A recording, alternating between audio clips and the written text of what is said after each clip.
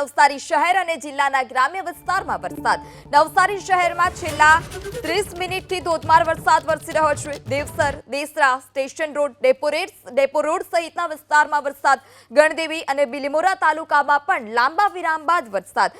બિલીમોરામાં પણ લાંબા વિરામ બાદ વરસાદ વરસ્યો. Devsar, Desra, station road, depot road સહિતના વિસ્તારમાં વરસાદ છે. છેલ્લી 30 મિનિટથી એટલે કે અડધો કલાક જેટલો સમય થવા આવ્યો છે. અડધો કલાકથી નવસારી શહેર અને ગ્રામ્ય વિસ્તારમાં વરસાદ. વધુ માહિતી સાથે સંવાદદાતા સિદ્ધેશ જોશી જોડાઈ ચૂક્યા છે. સિદ્ધેશ, નવસારી શહેર અને ગ્રામ્ય વિસ્તારમાં વરસાદ, કયા કયા વિસ્તારમાં વરસાદ, ખેડૂતોને કેટલું નુકસાન પાછલા વરસાદથી? જી, નવસારીમાં લાંબા સમયના વિરામ બાદ ફરી એકવાર મેઘરાજાએ ધમાકેદાર બેટિંગ શરૂ કરી છે. ખાસ કરીને નવસારીના ગ્રામ્ય વિસ્તાર બાદ અત્યારે નવસારી શહેરમાં ધોધમાર વરસાદની શરૂઆત થઈ છે.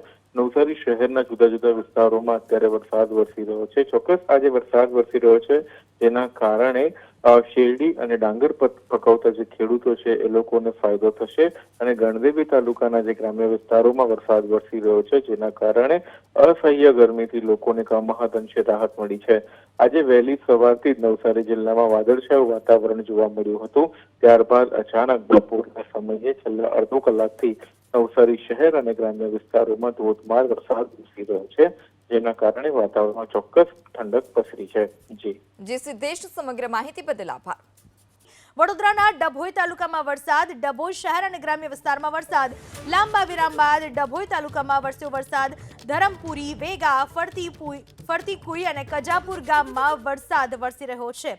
વડોદરાના ડભોઈમાં લાંબા વિરામ બાદ વરસાદ વરસી રહ્યો છે. વરસાદ વરસતા ફરીથી એક વખત વાતાવરણમાં ઠંડક પ્રસરી ગઈ. ડભોઈ શહેર અને ગ્રામ્ય વિસ્તારમાં વરસાદી માહોલ છવાયેલો છે. ધરમપુરી, વેગા, ફરતીકુઈ, કજાપુર ગામમાં વરસાદ વરસી રહ્યો છે.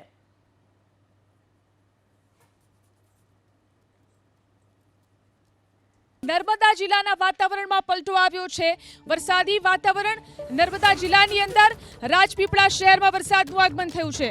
20 દિવસ બાદ શહેરમાં ફરી એકવાર વરસાદ શરૂ થયો. વરસાદ પડતા જ વાતાવરણમાં ઠંડક પ્રસરી ગઈ છે.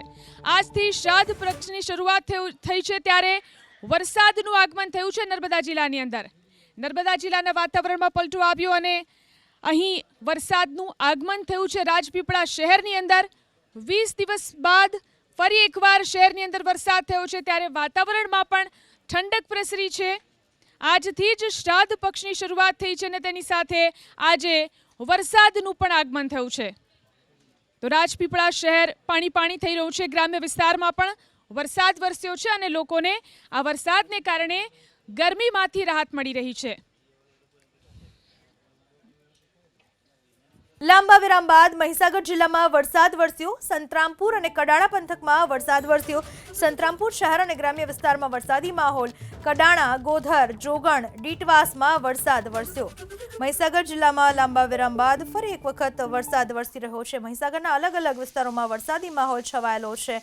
વરસાદને પગલે વાતાવરણમાં પણ ઠંડક પ્રસરી ચૂકી છે. સંતરામપુર શહેર અને ગ્રામ્ય વિસ્તારમાં વરસાદી માહોલ છવાયેલો છે. સંતરામપુર અને કડાણા પંથકમાં વરસાદ.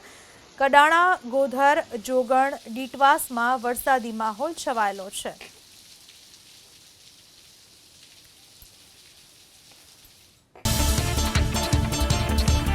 પવન સાથે વરસાદ વરસ્યો નવસારીના ગણદેવીમાં. Devsar, Desra, station road, depot road સહિતના વિસ્તારોમાં વરસ્યો વરસાદ.